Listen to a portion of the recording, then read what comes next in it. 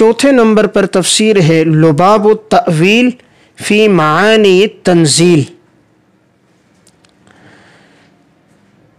المعروف تفسیر خازن، امام علاء الدین علی بن محمد المعروف امام خازن رحمہ اللہ، متوفی 741 ہجری۔ یہ تفسیر 4 جلدوں میں صدیقیہ کتب خانہ اکوڑا خٹک سے طبع ہے۔ اسی طرح یہ تفسیر بیروت سے بھی 6 جلدوں میں طبع ہے۔ امام خازن رحمہ اللہ کی یہ جو تفسیر ہے یہ در حقیقت اختصار ہے امام بغوی رحمۃ اللہ علیہ کی معالم التنزیل کا۔ دیگر تفاسیر سے بھی انہوں نے استفادہ کیا ہے، خاص طور پر تفسیر ابن جریر سے، تفسیر کشاف سے اور بیضاوی سے۔ البتہ ان کا اہم ماخذ معالم التنزیل بغوی ہے۔ اس تفسیر میں انہوں نے اسانید کو حذف کر کے روایات کو ذکر کیا ہے۔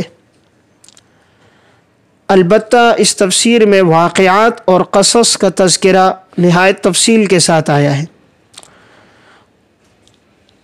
اور اس تفسیر میں اسرائیلی روایات، تاریخی روایات اور غیر مستند روایات بھی بڑی کثیر تعداد میں آئی ہیں۔ تو ھذا تفسیر مملوء بالاخبار التاریخیہ والقصص الاسرائیلی الذی لا یکاد یسلم کثیر منہ، اور یہ تفسیر ہوا متداول بین الناس ونجا منہ من لہ شغف بالقصص۔ یہ وہ تفسیر ہے کہ جو لوگوں کے درمیان میں مشہور ہے، خاص طور پہ ان لوگوں کے درمیان جن کو واقعات اور قصص کے ساتھ جن کا شغف رہا ہے۔ تو اس میں انہوں نے واقعات کو بہت تفصیل سے لکھا، اس لیے پڑھتے وقت بظاہر یہ لگتا ہے شاید یہ کوئی تاریخ کی کتاب ہے اور یہ تفسیر نہیں ہے۔ جیسے اصحاب کہف کے تذکرے میں انہوں نے واقعے کو تاریخی روایات میں بڑی تفصیل کے ساتھ لکھا، اسی طرح بعض مواقع پر یہ ادنیٰ مناسبت سے بھی روایات کو ذکر کرتے ہیں اور موضوع سے باہر چلے جاتے ہیں۔ جیسے سورہ سجدہ کی تفسیر میں جب تہجد کا تذکرہ کیا تو ادنیٰ مناسبت سے روایات اور آثار کو بہت تفصیل سے لکھا۔ اسی طرح یہ فقہی مسائل اور مذاہب کو بھی بیان کرتے ہیں، جیسے کہ ثلاثۃ قروء کے ذیل میں آیا کہ عدت طہر سے ہے یا حیض سے، اور عدت کے اندر کس کا اعتبار کیا جائے گا، اور اسی طرح یمین کے مسئلے میں یمین غموس، یمین لغوہ، یمین منعقدہ، یہ اقسام اور ان کے درمیان فقہا کا اختلاف۔ تو ان 2 رکوع میں انہوں نے فقہی مسائل کو نہایت بسط کے ساتھ لکھا ہے۔ اس تفسیر میں اسرائیلی روایات بہت سے مقامات پر آئی ہیں اور انہوں نے ان کی تردید نہیں کی۔ اب وہ کون کون سی جگہ ہیں جہاں اسرائیلی روایات اس تفسیر میں موجود ہیں اور ان پر نکیر نہیں کی گئی، تو میں جلد اور صفحہ نمبر کے ساتھ یہ صدیقیہ کتب خانے کا جو نسخہ ہے اس کے حوالے سے عرض کر رہا ہوں۔ اگر کوئی دیکھنا چاہے تو ان آیات کے ذیل میں دیکھ لے۔ نمبر 1 سورہ نمل، حتی اذا اتوا علی واد النمل، اس آیت کے ذیل میں انہوں نے اسرائیلی روایات ذکر کی ہیں اور تنقید نہیں کی۔ جلد نمبر 3 صفحہ 404 اور 405۔ اسی طرح نمبر 2 سورہ نمل، انی مرسلۃ الیہم بہدیۃ فناظرۃ، جلد 3 صفحہ 410 411۔ نمبر 3 سورہ کہف میں وَهَيِّئْ لَنَا مِنْ أَمْرِنَا رَشَدًا، اس آیت کے تحت انہوں نے ایک عنوان ڈالا ہے ذکر قصۃ اصحاب الکہف وسبب خروجہم الیہ، جلد نمبر 3 صفحہ 199 سے 203 تک۔ نمبر 4 وَقَلْبُهُمْ بَاسِطٌ ذِرَاعَيْهِ،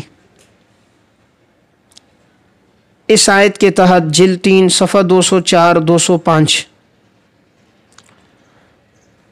نمبر 5 سورہ انبیاء، حضرت ایوب علیہ السلام کا جو واقعہ ہے، جلد 3 صفحہ 286 سے 291 تک،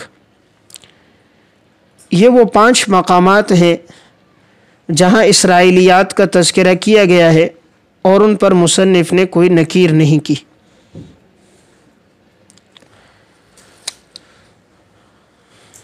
اسی طرح فلما قضینا علیہ الموت ما دلہم علی موتہ الا دابۃ الارض، اس کے تحت بھی اسرائیلی روایات ذکر کی ہیں، ان پر نکیر نہیں کی۔ اسی طرح سورہ نمل آیت نمبر 44، اس کے تحت بھی اسرائیلیات پہ کوئی نکیر نہیں کی۔ البتہ بعض جگہوں پر انہوں نے اسرائیلیات پر تنقید کی ہے اور بڑے بسط کے ساتھ کی ہے، جیسے سورہ انبیاء جب غرانیق العلا کا جو واقعہ ہے اس کا تذکرہ کر کے اس پر انہوں نے تنقید کی ہے، جلد نمبر 3 صفحہ 313 اور 314۔ اسی طرح سورہ یوسف لولا ان رأى برہان ربی، جلد 3 صفحہ 13 اور 14، کہ یوسف علیہ السلام نے اپنے رب کی جو نشانی دیکھی تھی، اس نشانی سے کیا مراد ہے۔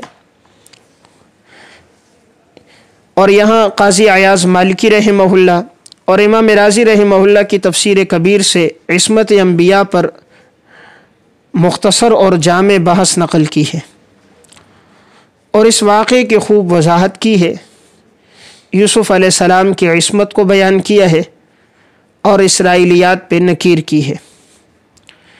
اسی طرح سورہ صاد میں حضرت داؤد علیہ السلام کا جو واقعہ ہے، اس کے تحت جو اسرائیلیات ذکر کی جاتی ہیں، انہوں نے مستقل ایک فصل قائم کی ہے اور پھر عصمت انبیاء پر اچھی گفتگو کی ہے اور اسرائیلیات پہ نکیر کی ہے۔